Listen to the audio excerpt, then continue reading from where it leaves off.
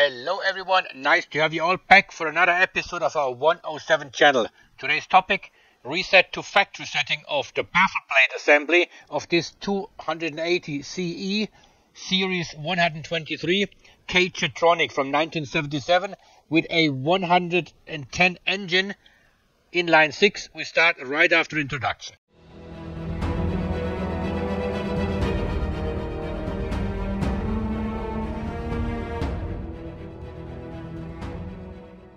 So this pin alters the position of the baffle plate when being assembled. The fuel divider sitting here, imagine this like a balance. A pin or piston can alter the factory settings by hindering the balance to move further. A nail will do, and a small hammer to knock that pin downwards some millimeters.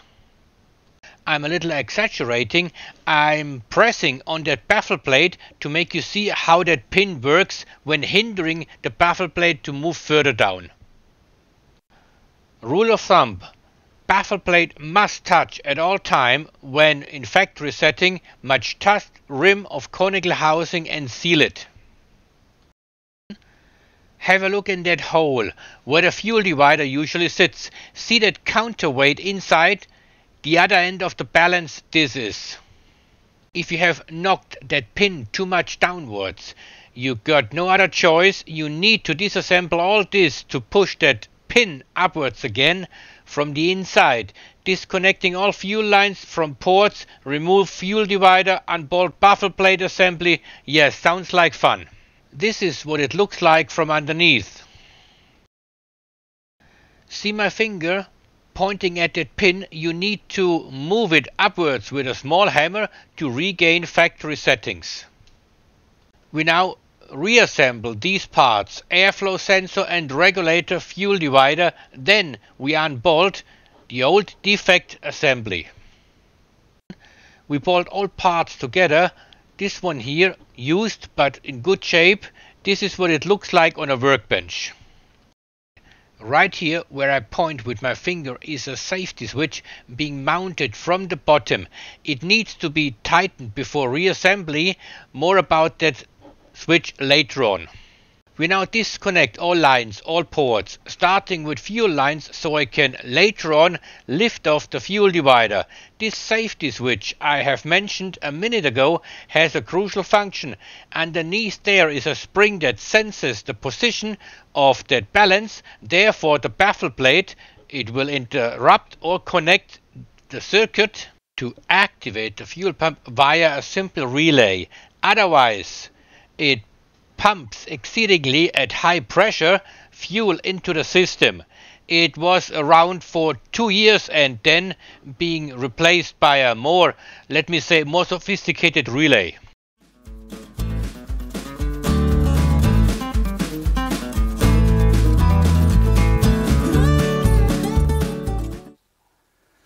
All fuel lines being disconnected, also the line for the warm-up regulator and the port leading to the cold start valve. You need to get around by unbolting that port of the warm-up regulator to unbolt bolt number 3 out of 3, which holds the fuel divider in place and which is placed underneath. Some blunt force needed to turn that bolt to get rid of that port of the warm-up regulator. Once it is gone, you reach that screw underneath. Nota bene, lift off the fuel divider in a vertical way. On no account do touch that pin underneath, which regulates via the balance the amount of fuel available. If it does not move, try to turn it a little left and right. Never touch that pin underneath. Last bolt is being removed now. Screws are quite long since they hold everything together from far underneath. Bend fuel lines carefully to the side. If you cannot disconnect fuel lines at ports or fuel divider, try disconnecting them at the injectors. An easy job here actually with this inline 6-cylinder engine. Then later on you can give it a second try by disconnecting them at ports or fuel divider. Important, Do counterpress with second wrench, otherwise you damage the tips of the lines and they're expensive to replace. Here it is, still a cast iron piece of metal. Later generations used aluminium. See my finger, never pull or push that pin, never touch it. Also put it on some pedestal, wherever, whatever, so that pin is not touching your workbench at no account. Air mass flow sensor, fuel mixture regulator is being attached right here, being held in place by 2 bolts size 12. Not to be mistaken with the other bolts that hold top and bottom part of the baffle plate assembly together. Later we unbolt that assembly and that hose clamp right here at the bottom.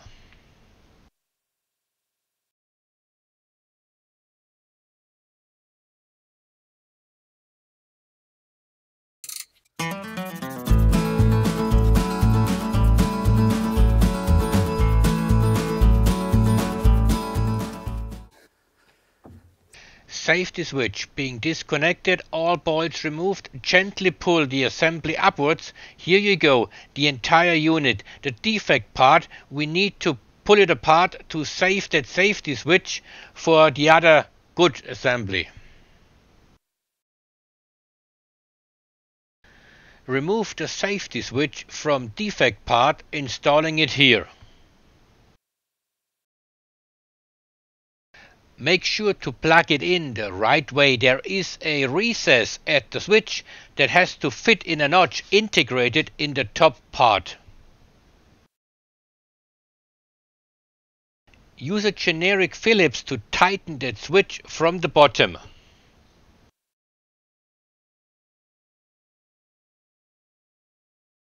Hand tighten it, need a steady hand for that component, has to sit evenly and snugly on that metal surface. Well, uneven workbench, checking of correct position of baffle plate, inaccurate right here. When part in absolute horizontal position, baffle plate must sit evenly at rim of conical housing. It is good as this is. Well, no adjustment needed, nothing necessary. Let's go and bolt it in. While you were outside for a smoke, I have bolted top and bottom halves together.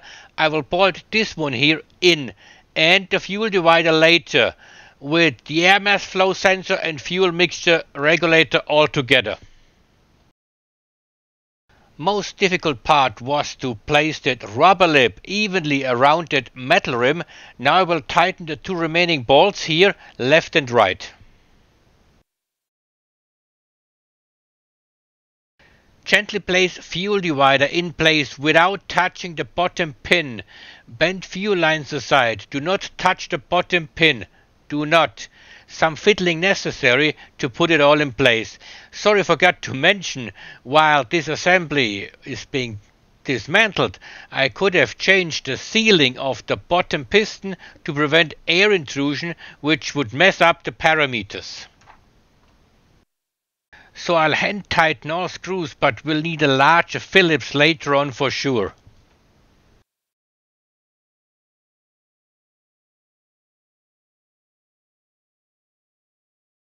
I now tighten the screws for the port of the warm-up regulator.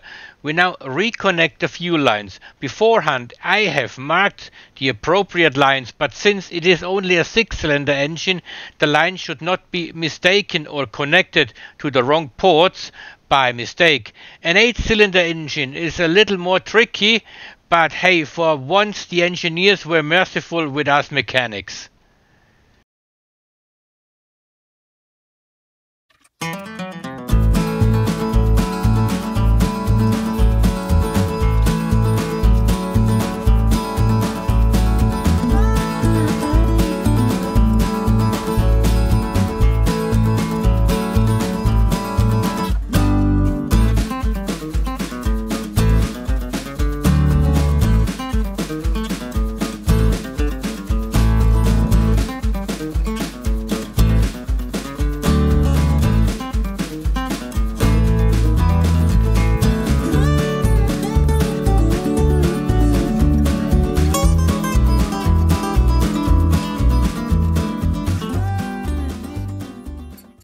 All lines being connected to appropriate ports. Now I'll start the engine without the safety switch plugged in to override the safety measures and make enough fuel flow inside.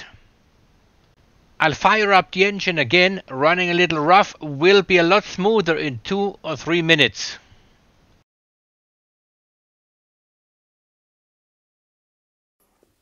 Gleich kommt.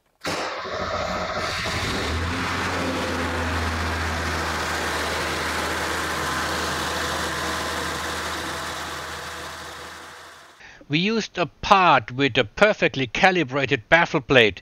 When positioned absolutely horizontal, the plate must touch the bottom rim of that conical housing at all sides, not corners. Not corners, but sides, okay? Provided all other components or players in this K-Jetronic orchestra play along nicely, being fully functional. Please do not play around with that pin by knocking it more inside with a hammer. It is like a balance. Baffle plate on one side, bottom piston or fuel divider on the other side. Therefore, factory settings are being altered and parameters changed for the worse, for sure, trust me. No air intrusion, warm-up regulator functioning, fuel pressure correct, fuel pump not working intermittent but continuously, fuel lines not leaking. I have rolled many corresponding videos how to check and repair other components of this K-Jetronic system. I like to call it an orchestra. One instrument out of tune or one player drunk will ruin the piece. Next. Vacuum lines not leaking, injectors, spark plugs, ignition distributor. Fucking around with that before mentioned pin is ultimo ratio. Thank you for watching anyway, thank you for your patience. Hope to see you around next time for another episode of our 107 channel. Bye bye everybody.